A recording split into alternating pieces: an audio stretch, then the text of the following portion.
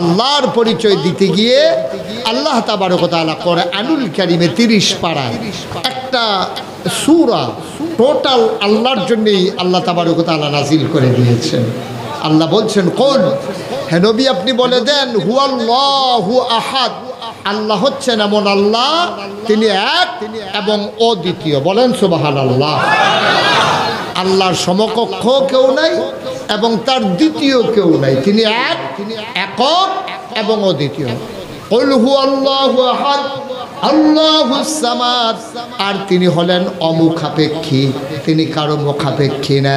দুনিয়ার মানুষ যত দেখবেন মন্ত্রী হোক, এমপি হোক, আর জগৎ বিখ্যাত রাজা বাদশাহ হোক, এমন একজন মানুষ পাবেন না যিনি অন্যের উপরে মুখাপেক্ষী না, ঠিক কিনা?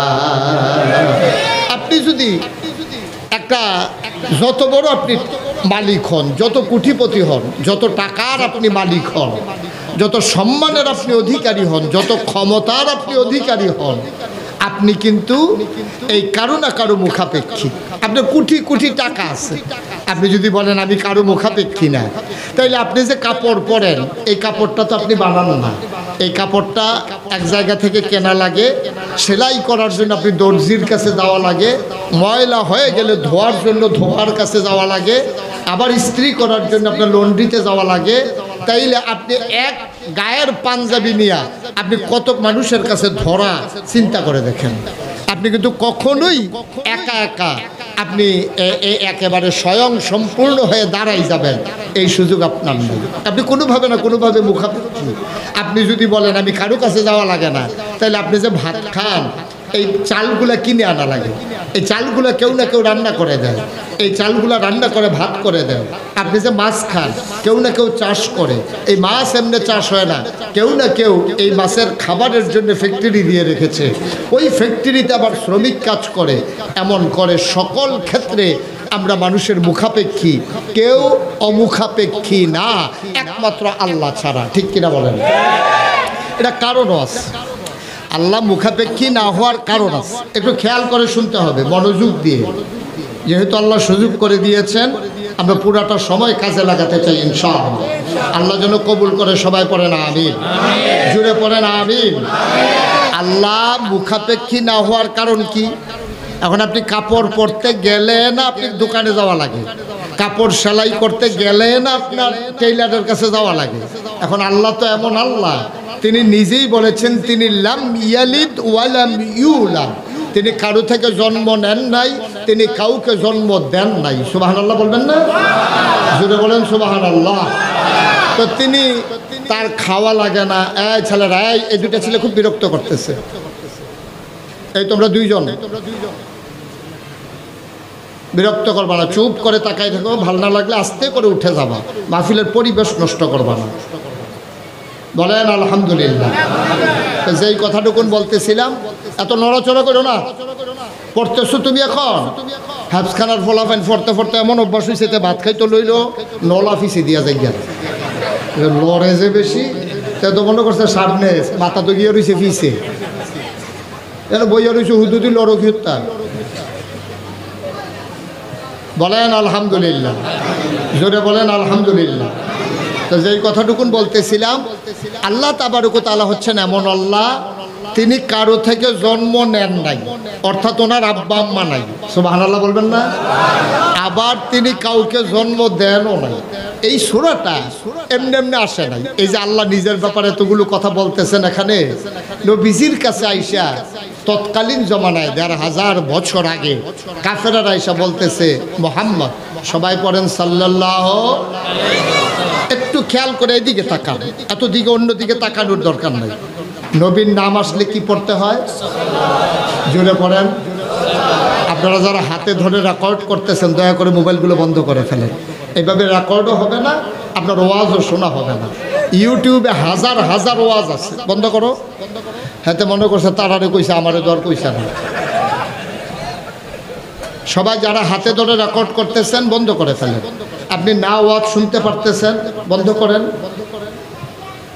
আপনি কথাও শুনতে পারতেছেন না, রেকর্ডও হচ্ছে না, এইভাবে কাপা কাপা হাতে হয় না। অনেক কষ্ট করে ভিডিওতে ইউটিউবে যে দেখেন অনেক কষ্টের ফসল। এখানে রেকর্ড করা হচ্ছে, এটাকে আবার সেখানে গিয়ে এডিট করা হয়, অনেক কিছু করার পরে এরপরে আপনাদের কাছে আসে। আপনি মনে করছেন তারা যেমনি করে আমিও বোধ এমনি ধরে রাখলে হয়ে যাচ্ছে, জ্ঞান এত সোজা না।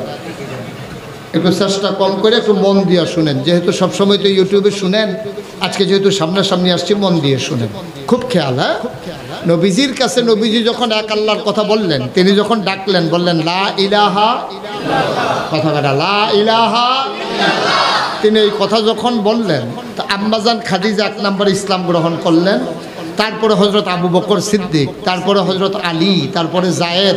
সুবহানাল্লাহ বলবেন না?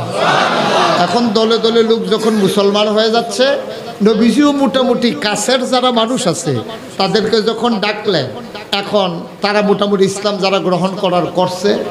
এবার আপনার এই নবীজির কাছে যখন ঘোষণা আসলো যে আপনি আপনার প্রতিবেশী, বংশধর, এলাকাবাসী, গ্রামবাসী, কাছের যারা আছে সবাইকে একটু ডাকেন। আল্লাহ রাব্বুল আলামিন, আল্লাহ রাসূল সাল্লাল্লাহু আলাইহি সাল্লাম তিনি সবাইকে ডাকালেন। সাফা পাহাড়ের পাদদেশে, সাফা এবং মারওয়া 2টা পাহাড় আছে, যারা হজে গেছেন তারা দেখেছেন। সাফা এবং মারওয়া পাহাড়ে তাওয়াফ করার পরে সাই করা হয়, এখানে 7 বার। এই সাফা থেকে শুরু করা হয়, তারপরে মারওয়া, আবার সাফা, আবার মারওয়া, এভাবে 7 বার। কয়বার? 7 বার। এই তাওয়াফ, এই যেখানে সাফা, তৎকালীন জমানায় এখন যেমন এলাকা ডাকাত পড়লে মসজিদের মাইক দিয়া ডাক দেয়, আপনাদের এলাকা যায় নাকি যায় না? ডাকাইতেছে এলাকার ভিতরে মসজিদের মাইক দিয়া ডাক দেয়। তৎকালীন জমানায় মানুষের যদি কোনো বিপদ আপদ হইতো, কোনো সাহায্যের দরকার লাগতো, তখন মানুষগুলো আপনার সাফা পাহাড়টা উঠা ডাক দিত, ভাই আপনারা কে কোথায় আছেন, দৌড়াই আসেন। তো নবীজিও ওই সাফা পাহাড়ের উপরে উঠা সবাইরে ডাক দিছে, আমার বংশের লোকেরা, আমার দেশের লোকেরা, আমার গোষ্ঠী জ্ঞাতি যারা আছেন, বনু হাশিম, বনু কেনান, তারপরে আপনার উমাইয়া গোত্র, কুরাইশ গোত্র, যারা যেদিকে আছেন সবাই চলে আসেন। সব যখন আসছে, আসার পরে নবীজিকে জিজ্ঞেস করলেন যে আপনি কেন আমাদেরকে ডাকাইছেন?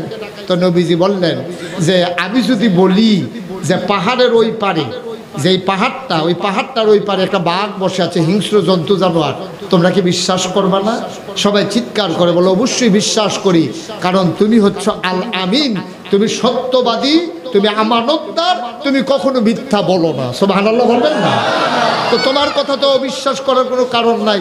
নবীজি বললেন আর চাইতে বড় বিপদ হলো তোমরা যে 360 দেব দেবীর পূজা করো, এই পূজা বাদ দিয়া এই পূজা যাদের করো তারা কোনো উপকার করতে পারে না। সুতরাং এক আল্লাহ, লা ইলাহা মুহাম্মাদুর রাসূলুল্লাহ, এই কথা যখন নবীজি ঘোষণা দিলেন, এবার আপনারা বলেন, খুব খেয়াল করে শুনেন, আমি যখন যেটা বলি জবাব দিয়েন। এই কথা নবীজি বলার পরে লা ইলাহা মুহাম্মাদুর, এই কথা বলার সাথে সাথে এবার মক্কার যারা কাফের ছিল, এখন সবাই মিলে গুনগুন সমালোচনা শুরু করে দিল। আরে এতদিন আমরা তারে আদর করছি, খুরমা খাজুর খাওয়াইছি, জমজমের পানি খাওয়াইছি, বাপ নাই তারে আমরা আদর যত্ন করছি, আর এই মানুষটা আজকে আমাদের দেব দেবী আমরা বছর বছর ধরে যাদের পূজা করি, সে বলতেছে ওই দেব দেবীর নাকি পূজা করা যাবে না, লা ইলাহা ইল্লাল্লাহ মুহাম্মাদুর রাসূলুল্লাহ, এবং সে নিজেই নাকি নবী। এখন আবু জেহেল, আবু লাহাব তারা চিন্তা করলো, আমরা তো ওর চাচা, টাকা পয়সাও ভালো, ছেলে মেয়ে আছে, বয়সও হয়েছে, তো ও নবী হয়ে যায়, আর আমি আবু জেহেল, আমি আবু লাহাব রে আল্লাহ যেখানে হেরে খুঁজে বাইর করছে, আর লোক বিছেরা পায় নাই, সে নবী। এখন মক্কার মানুষগুলো সবাই নবীর উপরে আক্রমণ করতে চাইল। এর ভিতরে কাফেরদের যিনি তখন নেতা ছিলেন, কাফেরদের যে সংসদ ছিল তার নাম হলো দারুন নাদওয়া, আর সেটার যিনি প্রধান ছিলেন তার নাম ছিল আবু জাহেল।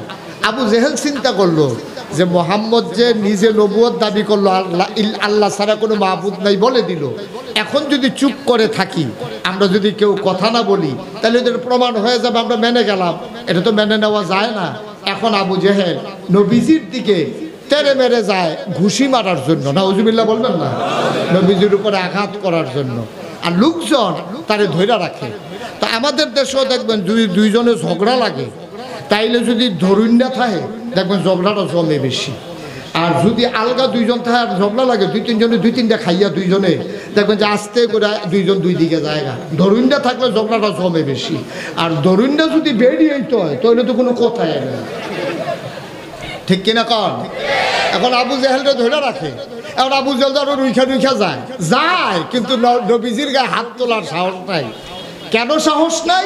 সে চিন্তা করছে মোহাম্মদের গায়ে যদি আমি হাত উঠাই, মোহাম্মদের চাচা আমির হামজা, মোহাম্মদের চাচা আবু তালেব, মোহাম্মদের চাচা আবু লাহাব, তারা যদি আমার ফিরাইয়া ধরে রক্তের টান, ভাতিজা বাপ নাই, এই বাপ হারা সন্তানদারে তো তারা এমনি ছেড়ে দেবে না, ফিরাইয়া যদি ধরে আমি আবু জেহেল, তাদের হাত থেকে বাঁচার কোনো উপায় নাই, ঠিক কিনা কর? কারণ এই চিন্তায় আবু জেহেল যায় কিন্তু দেয় না। তখন আবু জেহেল এইভাবে বারবার যখন এমন করে, তৎকালীন জমানায় আরেক নেতা নাম হইল আবু লাহাব, নবীর আপন চাচা, সে আবার একটা পাথর নিয়া নবীজির দিকে ঢিল মারছে এবং জঘন্য একটা গালি দিছে, বলছে ইয়া মুহাম্মদ তাব্বালাক, ও মুহাম্মদ তোমার ধ্বংস হোক। নাউজুবিল্লাহ বলবেন না?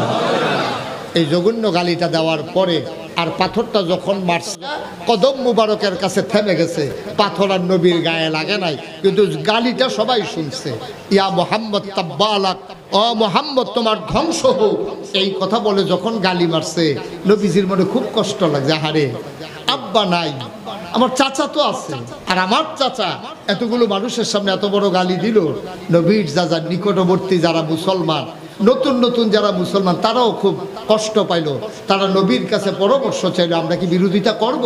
নবীজি বললেন, হ্যাঁ, আমরা এখন মাইনরিটি, ওরা হলো মেজরিটি। এখন আমরা যদি তাদেরকে প্রতিবাদ করতে যাই, এই প্রতিবাদের কারণে আমরা মায়ের খাবো, তাদেরকে মায়ের দিতে পারবো না, সময় একদিন আসবে, ঠিক কিনা বলেন?